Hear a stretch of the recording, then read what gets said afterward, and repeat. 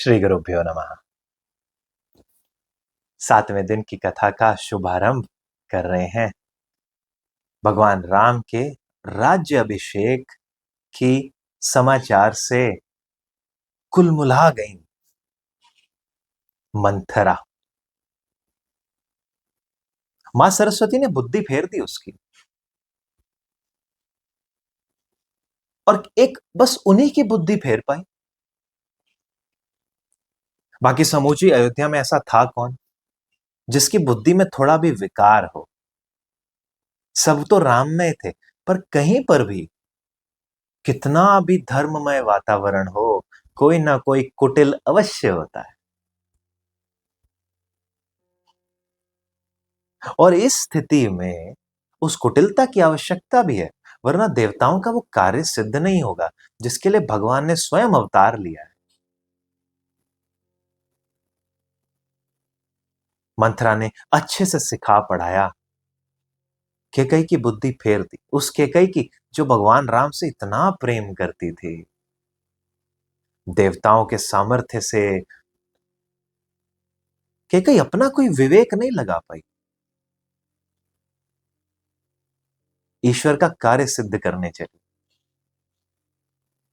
भगवान राम की मां, सबसे प्रिय मां, उसे इस बात से कोई अंतर नहीं पड़ रहा है कि इसके बाद कोई उसका मुख नहीं देखना चाहेगा, उसका नाम नहीं रखेंगे लोग संसार में। जब तक ये कल्पांत का समय रहेगा कोई नहीं रखेगा। अपयश की भागीदारिणी बनने जा रही है अपने ही पुत्र का काम सिद्ध करने के लिए। ये मां ही कर सकती है, वो मां है, ऐसी मां है जिसका कहना कौशल्या जी भी टाल नहीं सकी।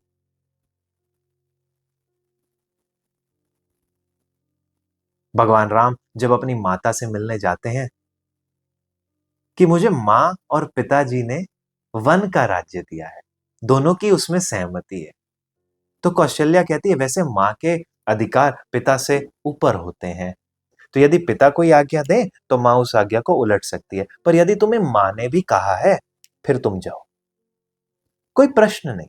ऐसा क्यों किया मैं बात करती हूं, यह कैसे कर दिया केकई ने, ना। यदि केकई ने कहा है तो कुछ सोच के कहा होगा, वो गलत नहीं करेगी, कर ही नहीं सकती। कथा पर वापस आते हैं।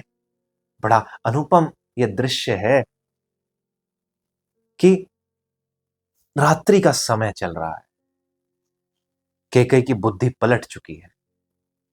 मंथरा कहती है सब अपने आभूषण उतार दे, कुछ गंदे मंदे काले कुपड़े कपड़े पहन और कोप भवन में चली जा।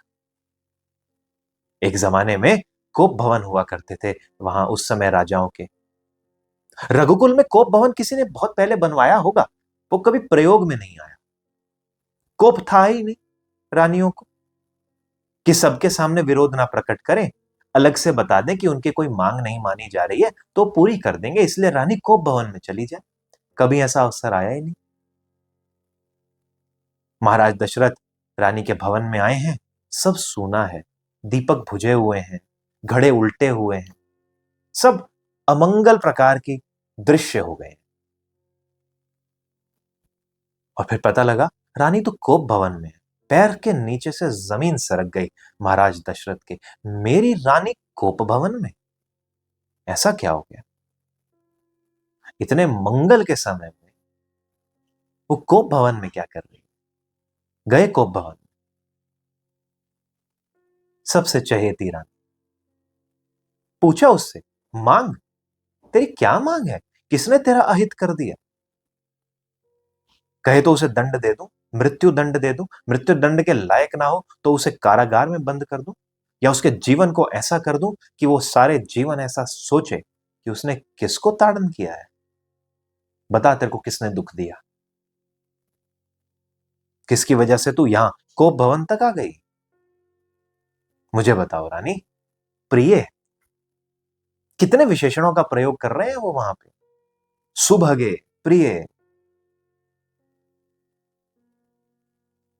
मना रहे हैं कि बता तो हुआ क्या, रो क्यों रही है, आभूषण क्यों उतारे, बताएगी तब तो तेरे संताप का निवारण करूं, वरना कैसे करूं।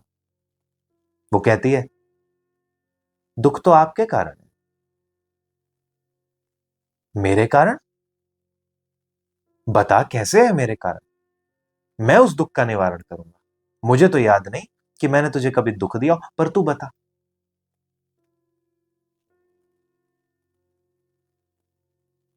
आपने मुझे 2 वरदान दिए थे, वो वरदान मांगना चाहती हूं। देवासुर संग्राम में जब मैंने आपके प्राण बचाए थे, आपने कहा था 2 वरदान ले। मैंने कहा था मेरी धरोहर है आपके पास, ये रख लीजिए, कभी आवश्यकता होगी तो कुछ मांग लूंगी, अभी कुछ आवश्यकता नहीं। 2 वरदान दीजिए। वो कहते हैं बस, तो 200 मांग। ऐसा क्या है मेरे पास जो मैं दे नहीं सकता? मांग। और तुझे उस 2 वरदान के लिए कोप भवन में आना पड़ रहा है? जीवन में ऐसा तो कभी नहीं किया, जो तुमने मांगा मैंने तो यूं ही दे दिया, मैंने तो कभी कोई नकारा नहीं। ये तो हमारे यहां की रीत नहीं। रघुकुल रीत सदा चली आई, प्राण जाए पर वचन न जाए। एक बार जो रघुकुल के व्यक्ति ने वचन दे दिया, उस वचन का पालन होगा। अज हो, शिवी हो, राजा हरिश्चंद्र हो, भगीरथ हो, दिलीप हो, ये जितने भी हमारे राजा हैं, ये जितनी भी हमारी इतनी बड़ी जो पूर्वजों की लाइन है, इन्होंने सबने इसका पालन किया है। मैं उस पूर्वजों की कीर्ति को नहीं मिटा सकता, तू मांग। पर कैकेयी को विश्वास नहीं हो रहा है। वो कहते हैं मैं अपने गुरु की शपथ मांगता हूं, मेरे लिए मेरे गुरु से ऊंचा कुछ है नहीं। महादेव की शपथ लेता हूं, मेरे इष्ट हैं। सरयू नदी की शपथ लेता हूं, मेरी मां है। नहीं, वो नहीं मान रही। कहती है राम की शपथ। सन्न रह गया राजा, ऐसा क्यों कह रही है? भरत क्यों नहीं कहा? क्या मैं भरत से कम प्रेम करता हूं? मेरा वो तो स्नेह भरत और राम दोनों के प्रति एक ही है। ये राम की शपथ लेने को क्यों कह रही है? कुछ तो मांगेगी। ऐसा क्या मांगेगी? मेरे लिए मेरे गुरु से ऊंचा तो नहीं राम। हाँ, मेरे प्राण बसते हैं उसमें, वो बात अलग है। पर महादेव से भी ऊंची शपथ इसे राम की लग रही है। जा, तेरे को मेरे पे भरोसा ही नहीं है। देता हूं मैं राम की शपथ, पर अब हमारे बीच में कोई भरोसा नहीं। मैं मान गया। तू मांग, अब तुझे क्या मांगना है? लगता है प्राणी मांग लेगी। जब तुझे इतने पे ही भरोसा नहीं है, उस संबंध का क्या करूं?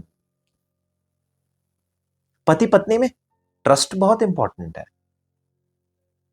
आंख मूंद के भरोसा, और ये दोनों तरफ से होना चाहिए।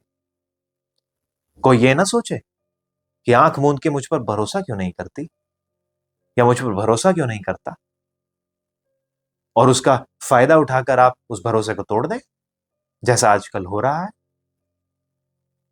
इतने केसेस एलिमोनी के, व्यर्थ। कोई संबंधों की सीमा, कोई संबंधों का सम्मान ही नहीं। हमारे धर्म में तो डिवोर्स नाम का कोई शब्द भी नहीं, क्योंकि ऐसा कभी हो ही नहीं सकता। यह विच्छेद कभी हो ही नहीं सकता। अधिक से अधिक आप अपनी इच्छा से किसी को त्याग सकते हो, पर वो भी वर्जित है, यदि कोई इस प्रकार का विकल्प परिस्थिति ना आ जाए तो। संबंध विच्छेद हो रहे हैं, बस यूं ही हो रहे हैं। हम अपने पति के साथ ही फेयरफुल नहीं, फेथफुल नहीं। हम आज भी अपने किसी एक्स से बात कर रहे हैं, ऐसी कितनी खबर आती है, और ये दोनों ओर होता है। फिर क्या आपका संबंध है? और वो भी इतना पावन संबंध पति और पत्नी के बीच में, उसको तोड़ रहे हैं।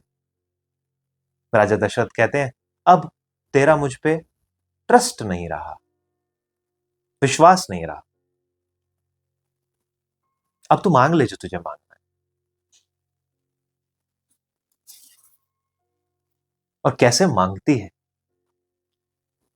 कहती है सुनहु प्राण प्रिय भावत जी का। अब तो राम की शपथ ले ली इन्होंने, अब तो ये पूरा होगा ही होगा। मेरे मन की ऐसी इच्छा है, जी का भाव है, हे प्राण प्रिय सुनो, ये मेरा असली मनोरथ नहीं है। उसको क्या पता वो क्या मांग रही है, मंगवा तो देवता रहे हैं ना, सरस्वती मां के माध्यम से। असली मनोरथ अभी प्रकट नहीं किया। मंत्रा ने समझाया था कि वनवास पहले मत मांग लेना, कहीं प्राण ही ना निकल जाए राजा के। दो वरदान देने हैं तो प्राण तो दूसरे वरदान तक रहने चाहिए। बड़ा प्रेम है राजा का राम से, ऐसा मत करना। तो आसान वाला पहले मांग लिया, ऐसे भावत जी का। देहु एक बर भरत ही टीका, भरत का टीका कर दो। ठीक है, कर देता हूं, कोई बात नहीं। थोड़ा शौक लगा दशरथ जी को, पर ठीक है, मांग रही है, राम की शपथ दिलाकर मांगी है, इससे कम तो क्या मांगती। फिर क्या कहती है, दूसरा वर। अब कहते ये मेरा मनोरथ है, इसे पूरा करो। क्या मनोरथ है, तापस वेश विशेष उदासी। तापस वेश में, तपस्वियों के वेश में उदासीन होकर, यानी कि हर राज से संबंधित रिसोर्सेज को छोड़कर, सुविधाओं को छोड़कर, 14 बरस राम बनवासी, राम को 14 बरस का वनवास दे दो। गिर गए राजा पृथ्वी पर, ये क्या मांग रही है। खुश हो गए देवता, अब हो गया काम, अब तर जाएंगे हम सब। हम सब क्या, पृथ्वी ही तर जाएगी। मन ही मन कर रहे हैं, मां कैकेयी का धन्यवाद, क्या उत्तम चरित्र तेरा, तूने अपना सर्वस्व लुटा दिया हमारा काम करने के लिए।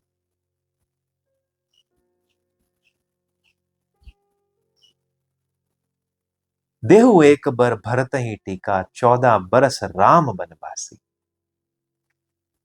राजा ने बहुत मनाया दूसरे वरदान के बारे में, कैकेयी नहीं मानी, उसको उलाहना देने लगी। ठीक है, मत दो, तुम्हारी कुल की रीति है, मुझे क्या मतलब। राजा फेर नहीं सकता अपना मुंह, और वचन बड़ी चीज है। और उस जमाने में क्या था, कोई रिकॉर्डिंग तो नहीं हो रही पार्लियामेंट की, रात का समय 12, 1, 2 बजे होंगे शायद। किसने सुना, 2 लोगों ने। सुमंत्र को बुलाया गया, 3 लोगों ने। महर्षि आए हैं, उनकी पत्नी आई हैं, 5 लोग, बस। किसको पता, कितनों ने मनाने की कोशिश की कि अब भी मान जा, 4 दीवारी में ही तो है बात, कहां बाहर गई है। नहीं बताएंगे किसी को कि तूने वर मांगे हैं, नहीं बताएंगे किसी को कि इन्होंने कोई शपथ ली है, कौन देख रहा है। पर नहीं, कुल की रीति पर कलंक लग जाए, यह सिद्ध नहीं होगा। यह है रघुकुल, यह है वो कुल जहां भगवान ने सोचा यहां आ सकता हूं मैं, ये सही लोग हैं। और बहुत कम ही होते हैं ऐसे, तभी भगवान को बड़ा टाइम लगता है आने में। को मिले तो ऐसा पात्र जिसके गर्भ से मैं निकलूं, कोई मिले तो ऐसा जगह जहां बैठकर मैं सीखूं। वो कुल, वो स्कूल, वो गुरु, कोई तो मिले जो इस लायक को, जो मुझे सिखाए।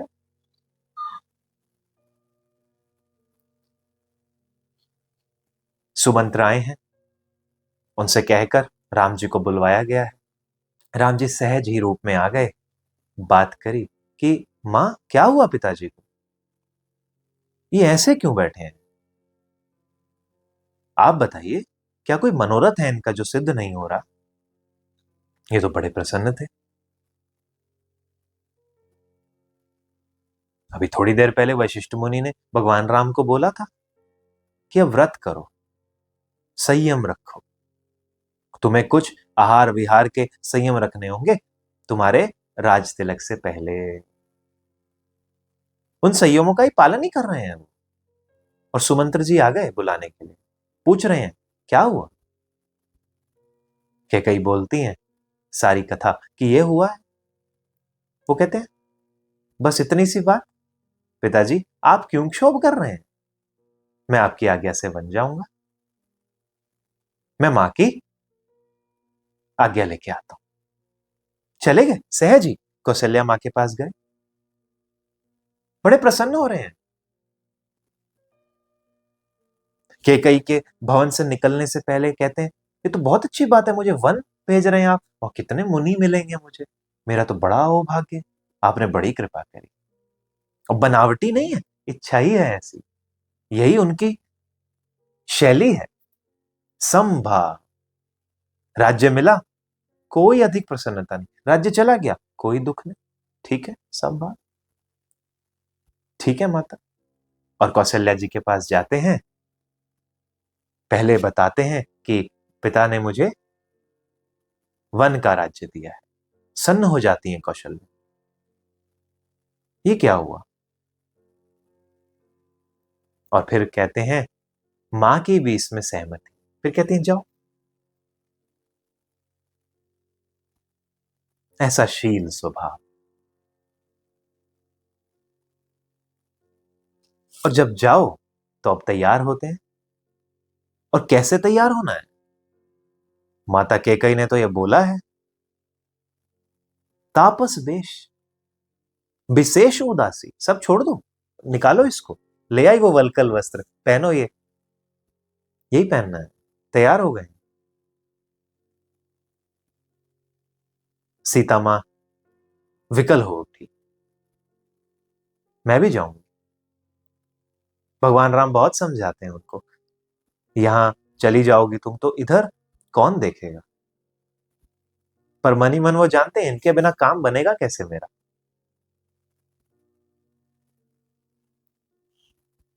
इतना विलाप किया है, इतनी करुणामयी बातें सीता मां ने कही हैं कि मुझे बड़ा दुख है कि मैं अपनी सासों की सेवा नहीं कर पाऊंगी। लेकिन यदि ये चले गए और मैं रह गई तो मैं मर जाऊंगी। मानना पड़, माताओं ने कहा ले जा इसको, यहां रहना इसका तो ज्यादा दुखदाई हो गया है, हम तो नहीं चाहते कि वो रहे, कि वो जाए। पर इसकी बात सुनकर अब रोका नहीं जा रहा।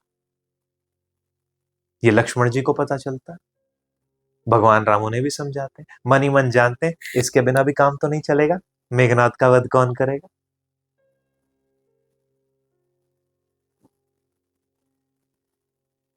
जिसके बल पर, जिसकी शैया पर मैं विश्राम करता हूं, वो शेष जो मेरी ही शक्ति है, वो मेरा भाई, उसके बिना कहां मेरा काम बनेगा। पर समझाते हैं उसको भी कि तू यहां रुक, माता पिता की कौन करेगा। कहते मैं नहीं जानता किसी माता पिता को, मैं तो बच्चा हूं, मैं बालक हूं, तुम्हारे स्नेह की छांव में बड़ा हुआ हूं, मैं नहीं जानता किसी माता पिता को, तुमने ही पाला है मुझे, अब तुम छोड़ के चले जाओगे, कैसे पलूंगा मैं, कौन देखेगा मुझे, मेरी किस नीड को कौन पूरा करेगा। मुझे तो यह भी नहीं पता कि खुद से विचार कैसे करते हैं, मैंने कभी किया ही नहीं खुद से विचार। आपने जो कहा वही कर लिया, कुछ संशय था आपसे पूछ लिया, उसके बाद आपने जो कहा मैंने वही कर लिया। अब आप चले जाओगे 14 वर्ष बालक को छोड़ के, ऐसी कौन सी गृहस्थी संभालूंगा मैं। यहां उर्मिला से संबंधित प्रकरण रामचरितमानस में तो नहीं आता है, लेकिन अलग और रामायणों में इसका विवेचना है कि उन्होंने उर्मिला को भी समझाया कि देवी तुम्हारा जो पति है ना, वो सेवक है, वो स्वामी है, मुझे तो उनकी सेवा करनी है, मैं वहां पर भी तुम्हारे साथ जस्टिस नहीं कर पाऊंगा।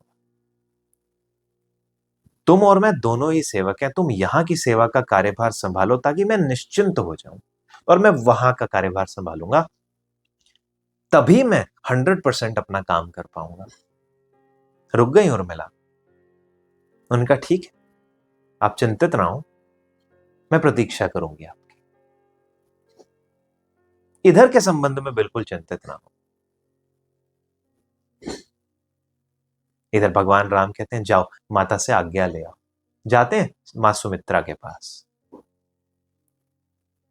और सुमित्रा माता के आप वचन सुने। क्या कहती हैं वो? कहती हैं तुम्हारे भाई और भाभी जा रहे हैं अयोध्या से, तो तेरा भी यहां कोई काम नहीं है, जा। और मैं तेरी माता नहीं हूं। तात तुम्हार मातु वैदेही। क्या संस्कृति है हमारी।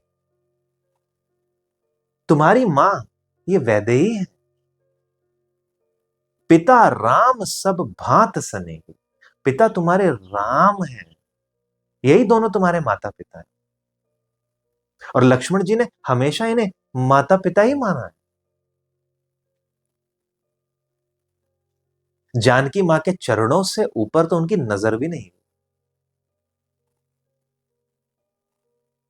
जब अपहरण हो जाता है मां जानकी का, जब वो आकाश मार्ग से अपने गहने नीचे फेंक रही होती हैं जो सुग्रीव को मिलते हैं, सिर्फ पैरों की पाजेब ही पहचान पाते हैं लक्ष्मण जी कि ये तो पक्का मां के हैं। ये जो आप बाकी दिखा रहे हैं ये मैं नहीं जानता, ये तो आप जानो, मैंने देखा ही नहीं कभी।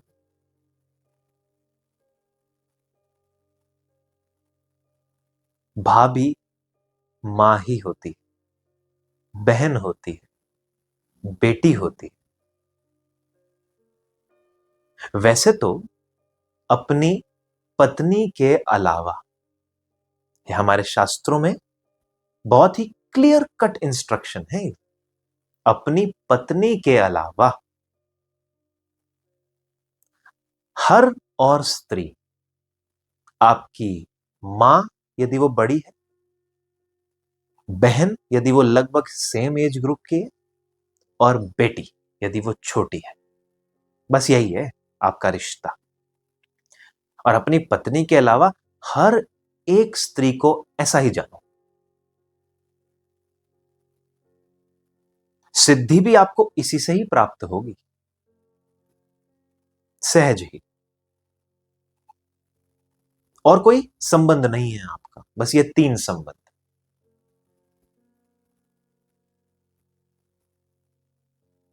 और यही आज समाज में हानि है। व्यभिचार के बढ़ने का कारण ही यही है कि हम अपनी स्त्री को छोड़कर बाकी स्त्रियों को भी अपनी स्त्री के अनुरूप देखते हैं। इससे बड़ा पाप ही नहीं है कोई। आपके पुण्य क्षीण हो जाते हैं, और पुण्य को छोड़ो, आपके सामर्थ्य खत्म हो जाते हैं। आप जीवन में कुछ करना चाहते हैं, करियर में करना चाहते हैं, पढ़ाई करना चाहते हैं, लेकिन आपका मन नहीं लगेगा, आप में उतनी शक्ति ही नहीं होगी, आप उतना सामर्थ्य ही नहीं कर पाएंगे, आप थोड़ी देर पढ़ने नहीं बैठ पाएंगे, कुछ नया सीख नहीं पाएंगे, यदि आप व्यभिचारी हैं। मानसिक तौर पर भी यदि आप व्यभिचारी हैं, किसी के लिए मन से भी अगर आप वैसा ही सोच रहे हैं जैसा आप अपनी पत्नी के लिए सोचते, तो वो बिल्कुल वैसा ही है जैसा आप प्रत्यक्ष देखकर सोच रहे हैं। इसीलिए आज समाज में जो युवा है, उनका जो बुद्धि भ्रष्ट हो रही है गलत दृश्य देखकर, वो इसीलिए हो रही है क्योंकि हमारे सामने वो ऐसा परोसा जा रहा है जिसको हम लिए जा रहे हैं। और यहां से शुरू होता है और जाने कहां कहीं खत्म नहीं होता। कामना का कोई अंत नहीं, शरीर का ही अंत है। कामना तो सिर्फ थमाई जा सकती है इंद्रिय निग्रह करके कि हाँ मुझे अपनी सेंसेस पर कंट्रोल है, और फिर देखो सब आपके अधीन हो जाएंगे क्योंकि सेंसेस मन आपके अधीन है। नहीं तो आप टूट फूट बिखर फूट जाओगे, कुछ नहीं कर पाओगे। तात तुम्हार मात बैदे ही, पिता राम सब भांति स्नेही। फिर कहती है अवध तहां जह राम निवासु। जहां राम रहे वही अवध है। तो तेरी अवध, तेरी अयोध्या तो वही है जहां वो रहे। जो पे सिए राम बन जाही, जब सीताराम बन जा रहे हैं, अवध तुम्हार काज कुछ नहीं, कोई काज नहीं है, तुम उनकी सेवा करना बस। लक्ष्मण प्रसन्न हो जाते हैं, ऐसे प्रसन्न होते हैं, कूदने लगते हैं, भाग रहे हैं, जैसे बोझ उतर गया हो। अरे छोड़ अयोध्या, भाई के साथ जाएंगे। आ गए, तैयार हो गए, फटाफट चलो। इधर राजा ने सुमंत्र से कहा, लगभग मरणासन अवस्था में बैठे हैं, कि सुमंत्र ले जाओ इन्हें, कुछ दिन वन घुमाकर ले आना। ले जाते हैं सुमंत्र, पर लेके तो राम को जा रहे हैं ना, ये कहां घूम फिर के आने वाले हैं। वो जानते हैं इस बात को, पर मन नहीं मानता, लेके जाते हैं। सारे अयोध्यावासी पीछे पीछे चल देते हैं। रात हो गई है, विश्राम कराते हैं भगवान जी सबको वन में। और फिर सुमंत्र जी को 2 पहर बीतने के बाद बोलते हैं रात के, कि ये पीछे पीछे आ जाएंगे, इनको बड़ा कष्ट होगा, मेरे प्यार में आ तो जाएंगे। आप रथ को इस प्रकार से हाँकिए कि जो उसके पहियों के निशान बने, तो ये उससे भांप ना पाए कि हम कहां गए। और अभी चलिए, और आराम से रथों को, घोड़ों को इस प्रकार चलाइए कि आहट ना हो, कोई उठे नहीं। थोड़ी देर सुबह देखेंगे, थकेंगे, परेशान होंगे, लेकिन घर चले जाएंगे, इनकी भी गृहस्थियां हैं। इतना सोच रहे हैं भगवान। सुमंत्र समझ गए, ये वापस नहीं आए। लेकर चले हैं और श्रृंगवेरपुर पहुंचे। वहां जाकर गंगा स्नान किया है, और उधर निषाद राज से मिले हैं। निषाद राज को पता चला, जो वहां पे निषादों का राजा है, भील कोलों का राजा है, कि राम आए। कौन है ये राम निषाद के? परम मित्र। कहां मिले? महर्षि वशिष्ठ के आश्रम में, दोनों वहां पढ़ाई करते थे। आज हम ये कहते हैं, अच्छा जात पात बहुत है जी हमारे यहाँ। कोई जात पात नहीं है, सब अंग्रेजों की बनाई हुई है, वर्ण व्यवस्था है सिर्फ। लेकिन उन्हीं गुरु से राम जी भी पढ़ रहे हैं, उन्हीं गुरु से निषाद राज भी पढ़ रहे हैं। निषाद खुद ये बात अवश्य बोलते हैं, अरे मैं तो आपसे बहुत नीचे हूं, आप मेरे स्वामी हैं। राम जी मानते नहीं इस बात को, गले लगा रहे हैं। दूर से निषाद को पता चलता है, कहता है मैं, मेरी गद्दी खाली, आप यहां राज करो। अरे यही है, ये वन ही तो है। भगवान राम कहते हैं, मेरा नगर में जाना संभव नहीं। वहीं पर वो कंद मूल फल इत्यादि लाता है, खिलाता है, बड़े प्रेम से खाते हैं। रहते हैं वहां 1-2 दिन, बात चल रही है। इस प्रकार से अगली सुबह बड़ का दूध मंगाते हैं, जो बड़ का पेड़ होता है उसका जो लिक्विड है वो मंगाते हैं, उससे अपने बालों में जटाएं बनाते हैं, क्योंकि वो स्टार्ची होता है, जटा बनाने के लिए ठीक रहता है, सॉलिडिफाई कर देता है। सुमंत्र जी ये देखकर उन्हें बड़ी पीड़ा होती है, ये नहीं आ रहे वापस, ये तो बन गए वनवासी।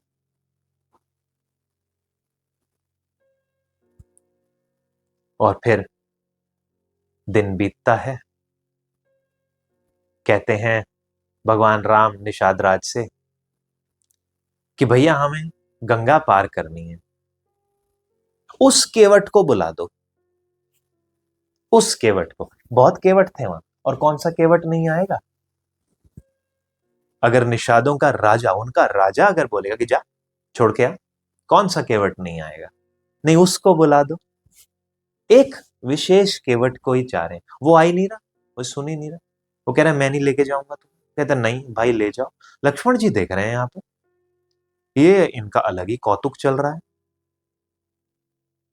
अरे नहीं ले रहा तो किसी और को पकड़ो और चलो। राम जी कहते हैं नहीं, लेना उसी को ही। इसकी कथा आती है कि एक बार वैकुंठ में भगवान शयन कर रहे थे, तो एक कछुआ ना उनके पैर पखारना चाहता था। चरण छूना चाहता था। उसको शेषनाग आने नहीं दे रहे थे आगे। हट जा, हट जा। भगवान समझ गए। उनका कोई बात नहीं, मैं जब आऊंगा तेरे पास तब कर लेना। ये वही कछुआ है जो मानव शरीर रख के केवट बन के आया है। भगवान राम बुलाते हैं उसको, भाई क्यों नहीं चल रहा?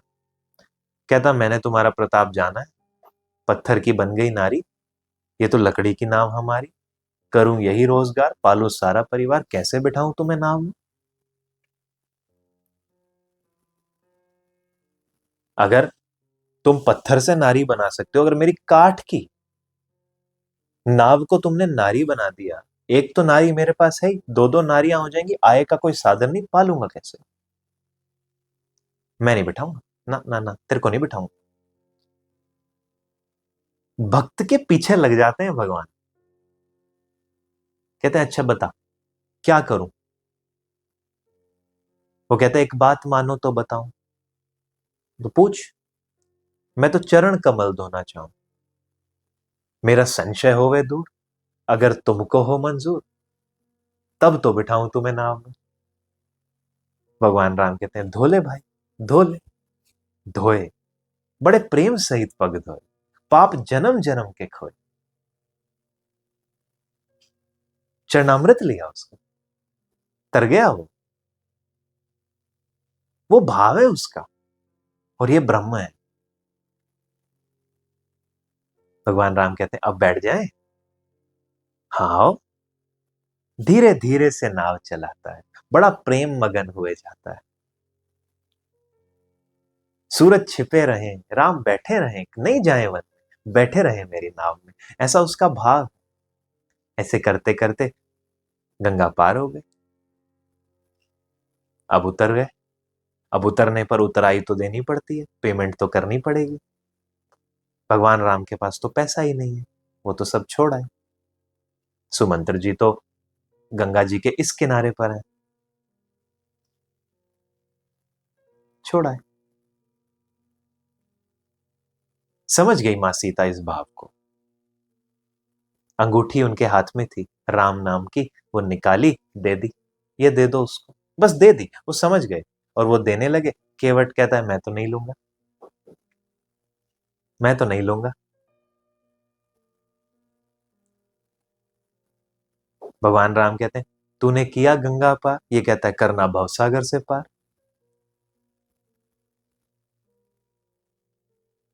धोबी धोबी से, नाई नाई से पैसे थोड़ी लेता है। एक ही प्रोफेशन में जब आप लोग होते हैं तो पैसे नहीं लिए जाते, ऐसा पुराने समय में चलता था। तुम भी तो नैया ही पार कराने वाले हो हम सबकी, तो हम दोनों केवट ही हैं, वही कर देना बस। भगवान राम उस अंगूठी को अपने पास रख लेते हैं, और ये वही अंगूठी है जिसको वो हनुमान जी को देंगे जब वो सीता मां की खोज करने जाए।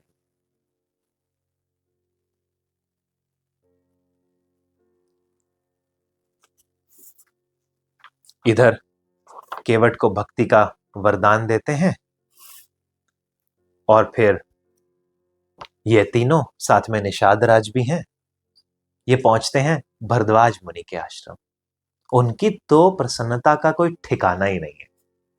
आ गए ईश्वर, आ गए। अगले सुबह प्रयाग से स्नान करके निकले, वाल्मीकि जी के आश्रम पहुंचे, संतों से मिलना शुरू हो गया। और यहां बड़ा एक सुंदर सा प्रसंग आता है कि भरद्वाज मुनि के पास पहुंचे हैं, वहां बड़ी अच्छी चर्चा हुई है। फिर आगे जब वाल्मीकि जी के पास पहुंचे हैं तो उनसे पूछते हैं कि अब आप बताओ हम रहे कहां, रहे कहां? तो वाल्मीकि जी कहते हैं कोई ऐसी जगह हो जहां तुम नहीं हो तो मैं बताऊं। राम जी उनको ना थोड़ा इशारों में समझा देते हैं कि भाई भेद तो मत खोलो, प्रैक्टिकल वाला बता दो। तो पहले थोड़ी देर वो स्तुति करते हैं कि जिनके हृदय अच्छे हैं आप उनके हृदयों में रहे, जो अच्छे कर्म करते हैं आप उनके हृदयों में रहे। इधर निवास करें, ऐसे निवास करें। और अभी शरीर रूप में आप चित्रकूट पर्वत पर निवास करें, बड़ी उत्तम जगह है, वन इत्यादि हैं, नदियां हैं, संत हैं, एकदम अनुकूल जगह है। और इधर ब्रह्मा जी ने भी देवताओं को आदेश दिया, जाओ कोल भीलों का वेश धारण कर लो, नीचे जाओ, इनकी हेल्प करो पर्णकुटी बनाने में। तो इन सब ने कोल भील के रूप में, जो वहां पे आसपास भी जो कोल भील थे, सब ने मिलके वहां उनके लिए बड़ी सुंदर कुटिया सजाई।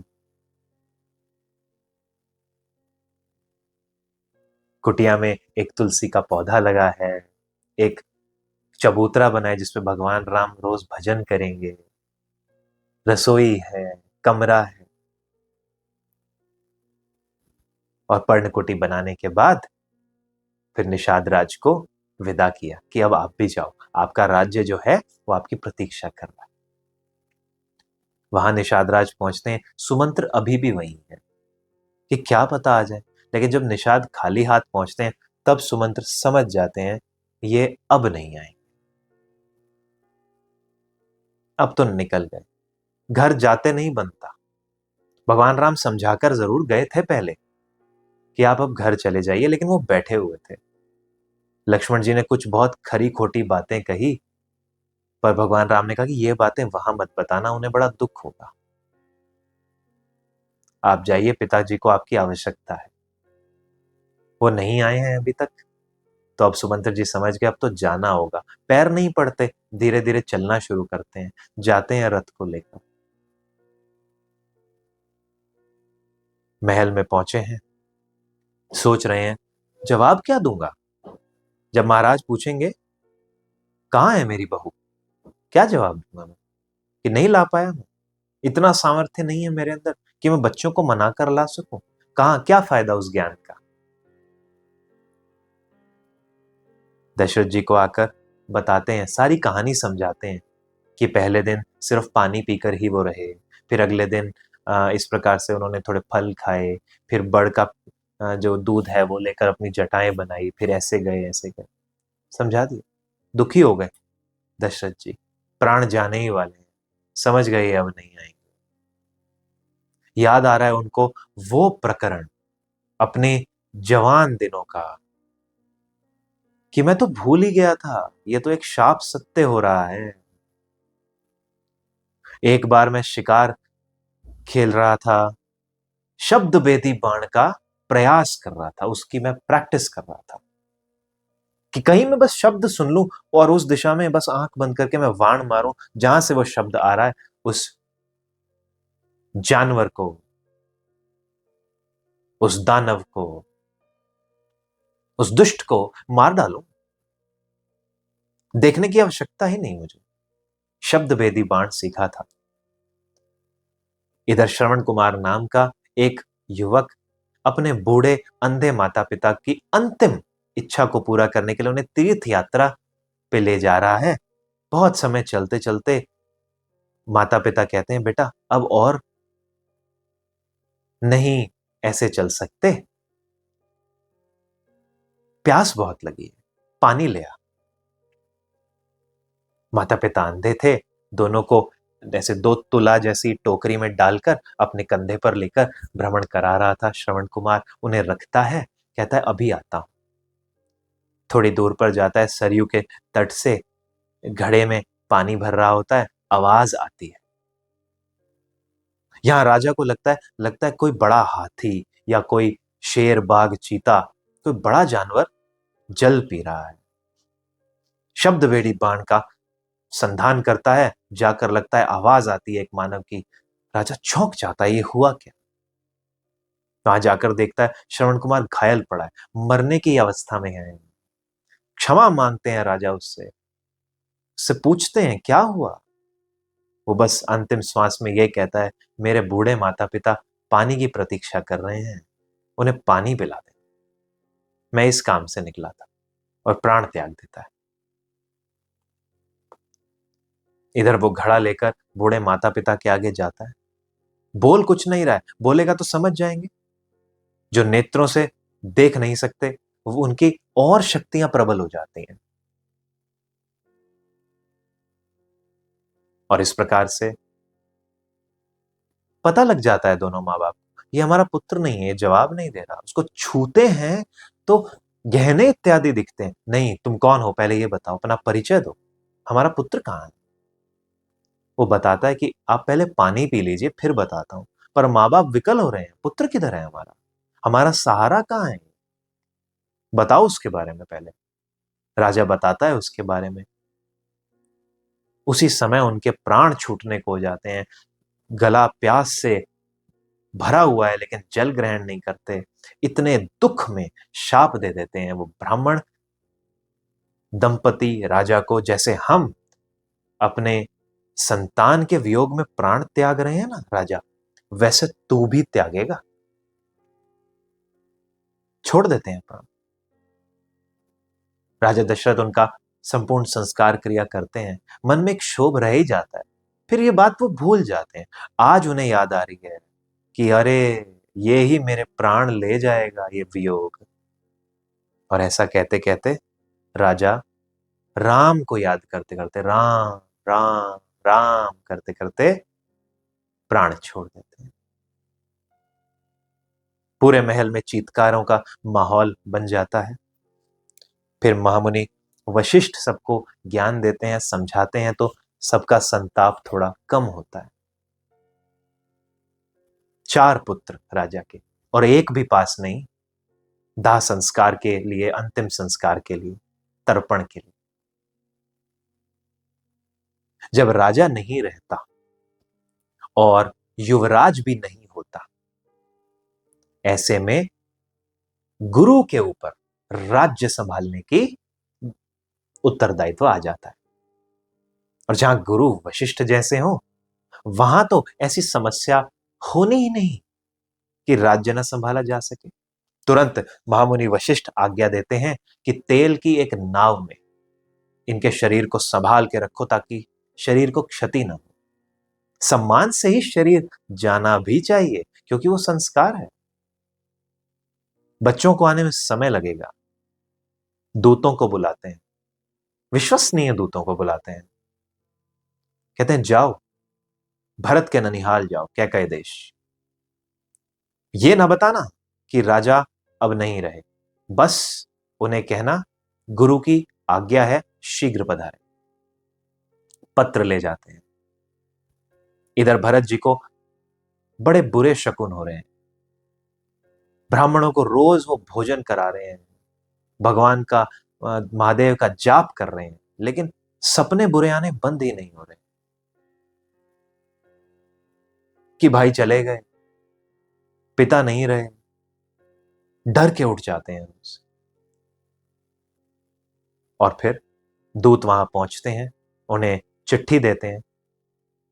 भरत समझ जाते हैं कुछ तो गड़बड़ हुई है। राजपत्र तो राजा का है, लेकिन राजा के हस्ताक्षर नहीं है, गुरु के हस्ताक्षर है। गुरु क्यों बुला रहे हैं? माताओं ने तो पत्र नहीं लिखा है, बड़े भाई ने भी पत्र नहीं लिखा है, मंत्री ने पत्र नहीं लिखा है, पिता ने पत्र नहीं लिखा है, गुरु ने पत्र क्यों लिखा है? आज्ञा लेकर तेजी से महल की ओर वापस आते हैं। वायु वेग के घोड़ों से पहुंचते हैं, देखते हैं सब लोग नजरें झुकाए हैं, कोई उनको देख नहीं रहा। मन में अलग अलग प्रकार के अपशकुन हो रहे हैं कि ये क्या हो गया, ये हुआ क्या है। ये हमेशा जो हंसती खेलती रहती थी अयोध्या, ये एकदम चुप क्यों है, दुखी क्यों है। द्वार पर भी कोई नहीं है, और एकदम कैकई थाली सजाकर आती हैं आरती उतारने के लिए। आते ही कहती हैं, बड़ी अच्छी खबर है एक, लेकिन उस अच्छी खबर में थोड़ा सा मलिनता भी आ गई है, क्योंकि तुम्हारे पिता नहीं रहे, वो तुम्हें राजा बनाकर चले गए। अब तुम राजा हो गए हो इस संपूर्ण पृथ्वी के। देखो कितनी अच्छी खबर है, कितना अच्छा समाचार है। लेकिन तुम्हारे पिता चले गए। सन्न रह गए भरत कि पिता चले गए, क्या मैं इस अच्छी खबर पे ध्यान दूं? और मैं राजा क्यों बन रहा हूं? राजा तो राम भैया को बनना है। ये इतना प्रसन्नता से मुझे क्यों कह रही हैं कि पुत्र तुम राजा बन गए? राम भैया किधर है? पूछते हैं। कहते हैं वो वनवास चले गए। जैसे ही वनवास की खबर सुनी, पिता की मृत्यु की खबर भूल गए,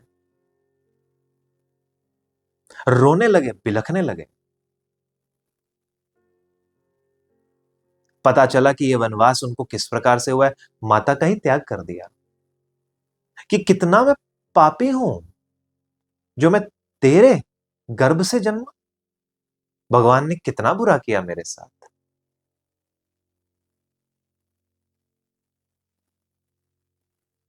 बहुत दुख, बहुत विलाप कर रहे हैं। सीधा कौशल्या माता के पास जाते हैं। उन्हें लगता है राम ही आ गए। दोनों में कोई अंतर नहीं था। संत कहते हैं दोनों के चेहरे में भी कोई खास अंतर नहीं था। उनके आंखों का जो एक्सप्रेशन था, बस उससे पता चलता था कि एक में भाव था दासत्व का, एक में भाव था स्वामित्व का, प्रेम का। उन्हें लगा, भरत ने गले लगाया कि राम ने ही गले लगाया। कोई संताप नहीं हुआ उनको, कोई दुर्भावना नहीं कि तेरी मां ने ये कर दिया मेरे बेटे के साथ, मेरा बेटा कैसे, तू भी तो मेरा ही है। और वो राम भी तो उसका ही है। उसमें रहा होगा उसका कोई हित, तभी उसकी मां ने उसे भेजा। मां कौशल्या उन्हें समझाती हैं, संताप दूर करने का प्रयास करती हैं। इधर वामदेव जी और वशिष्ठ मुनि आते हैं और उन्हें कहते हैं कि पहले अपने पिता का दाह संस्कार क्रिया इत्यादि कर लो। और जब सारा अर्पण तर्पण सब हो चुका होता है, उसके बाद फिर वो समझाते हैं कि अब आप राज्य स्वीकार कीजिए। और भरत जी कहते हैं राज्य तो मैं स्वीकार नहीं करूंगा, मैं कर ही नहीं सकता, ये मेरा है ही नहीं। सब समझाते हैं कि ये तुम्हारे पिता की आज्ञा है, उसे मानो। पर वो कहते हैं नहीं, राज्य कैसे स्वीकार कर सकता हूं? ये तो भगवान का राज्य है, मैं तो उनका दास हूं, मेरे भाई का राज्य है ये। मेरे मैं चला ही नहीं सकता इसको। इतना पाप का भागीदार मैं बन ही नहीं सकता। मुझे नहीं चाहिए, मुझे भाई के पास ले चलो बस। कैसे भी करके मेरे को मेरे भाई के पास ले चलो। खूब समझाया पर वो नहीं मानते। इधर इनके इस भक्ति भाव को, भ्रातृ प्रेम को देखकर सब लोग इतने प्रसन्न और आह्लादित होते हैं कि मुनि वशिष्ठ कहते हैं ठीक है, करो तैयारी, चलते हैं राम को वन में मनाने के लिए, देखते हैं क्या होता है।